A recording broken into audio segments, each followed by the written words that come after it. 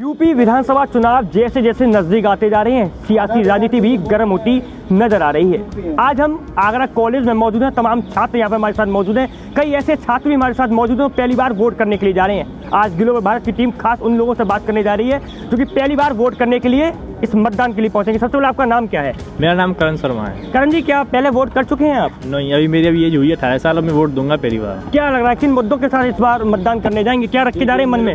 कोई इंटरेस्ट नहीं political parties में, लेकिन मेरा काम है डिफेंस में आना। तो डिफेंस की इस बार एयरफोर्स की वैकेंसी आई, मतलब उसका एग्जाम हो चुका है, उसका रिजल्ट नहीं आ रहा है।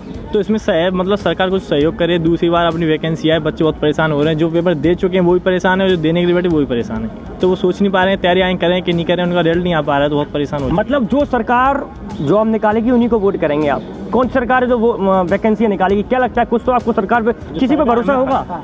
सपा सरकार बहुत भरोसा है। अच्छा, कुछ और लोग भी मौजूद हैं जो पहली बार वोट करेंगे। कुछ लोग अपने मतदान को पहले भी इस्तेमाल कर चुके होंगे। आपका क्या नाम है sir? My name is yes Pachauri. Sir मैं ये बोलना चाहूँगा कि देखो पॉलिटिक्स के बारे में तो मुझे ज़्यादा नॉलेज भी नहीं ना बोलना चाहूँगा मैं। मेरा ही मुद्दा यही है कि जैसे मैंने एयरफोर्स का टेस्ट दिया था, अभी तक उसका कोई परिणाम नहीं आया है एयरफोर्स का। ना कोई न्यू वैकेंसी आ रही हैं, और आया भी नेवी की वैकेंसी आई भी, तो उसमें क्या कर दिया उन लोगों ने, मेरिट के आधार पर कर दिया। अब मेरिट के आधार पर क्या करना, जैसे IAS PCS के एग्जाम होते हैं उसमें कोई मेरिट नहीं होती है, तो इस डिफेंस में मेरिट क्यों लाया जा रहा है? ND का अधिकारी लेवल का एग्जाम होता है, उसमें कोई मेरिट नहीं होती है। अब इसमें मेरिट रखी जा रही है, गलत रखी जा रही है। और जैसे टेट का एग्जाम हुआ, अभी आपने देखा पेपर लीक हो गया, तो ये क्या है, बच्चा पूरी मेहनत से जाता है और पेपर लीक हो जाता है, एक व्यक्ति की वजह से इतनी दिक्कत हो जाती है। इसलिए मैं बोलना चाहूँगा कि जितना भी शिक्षा का मामला है उसको अच्छा रखें। मतलब छात्रों की अगर विशेष समस्या को देखने को मिल रहा है तो वो शिक्षा को लेकर कुछ गर्ल्स भी मौजूद हैं। अगर गर्ल्स के पास जाए, गर्ल्स हालांकि बात नहीं करें, डर रही हैं। कुछ बॉयज भी हमारे साथ मौजूद। छात्र क्या कहेंगे, पहली बार वोट करने जा रहे हैं, पहले मतदान कर चुके हैं, और क्या मुद्दों के साथ वोट करेंगे इस बार? हम इन मुद्दों के साथ जो रोजगार की बात करेगा, और क्या किस चीज़ों पर वोट करेंगे इस बार? देखिए, इस बार जो रुझान दिख रहा है वो सीधे सीधे भाजपा और सपा में दिख रहा है, क्योंकि जिस तरीके से अंधविश्वास और धर्म के नाम पे लड़ाई, जातिवाद किया जा रहा है, उसको मद्देनज़र रखते हुए ये सब हमारे हिंदुस्तान की दृष्टिकोण से तो नहीं होनी चाहिए। भारतीय संस्कृति, भारतीय संविधान हमें इसकी इजाज़त नहीं देता कि हम धर्म के नाम पे लोगों को बांटें, हम धर्म के नाम पे बेरोजगार को छीनें, हम धर्म के नाम पे पेट्रोल के दाम बढ़ा दें। दंगे भड़काना, दंगे फसाद करना, ये भारत की संस्कृति, भारत की नीति के लिए खिलाफ है। सबसे अच्छी बात जो विकास की करो, सबसे अच्छी बात जो रोजगार दो, सबसे अच्छी बात वैकेंसियाँ निकालो, सबसे अच्छी बात देश को उस स्तर पर लाके खड़ा करो जिस स्तर पे वो है।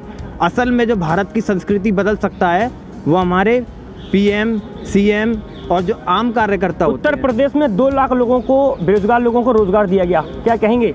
उत्तर प्रदेश में 2 लाख लोगों को रोजगार दिया गया, मानने में सत्य। लेकिन क्या आपने पिछले 5 साल की लिस्ट उठाकर देखी कि अगली जो सपा सरकार आई थी उसमें कितने लोगों को रोजगार मिला? और जो लोग बोलते हैं इस बात को कि यहाँ पे फर्जीनामा बंद है, बिल्कुल भी भेदभाव नहीं किया जाता।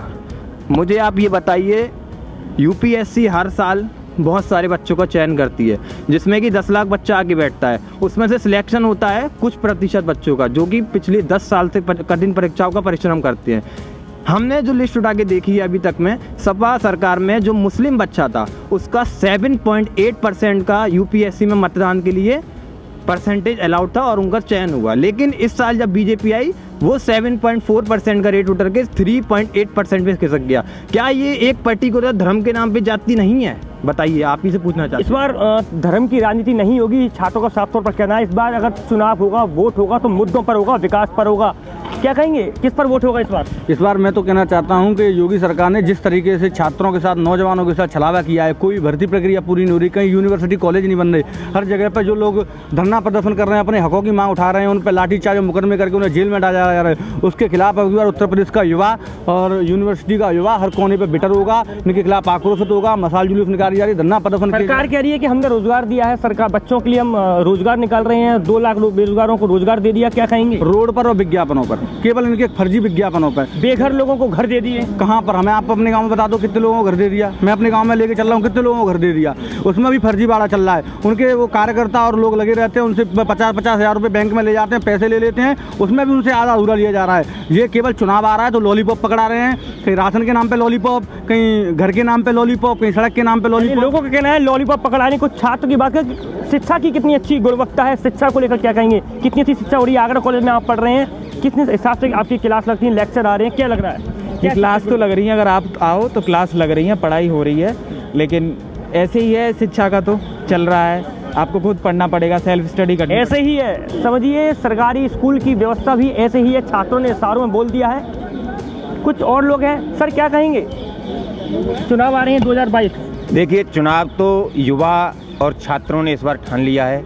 पिछली बार इनके जुमलों में फंस गए थे और इस बार इन्होंने साफ ये कह दिया है सरकार को कि इस बार युवा विरोधी, छात्र विरोधी सरकार को इस यूपी से और इस देश से उखाड़ कर फेंकना है। तो बिल्कुल यहाँ छात्रों को साफ तौर पर कहना है कि जो छात्र हित में काम नहीं करेगी वो सरकार उत्तर प्रदेश में नहीं बनेगी।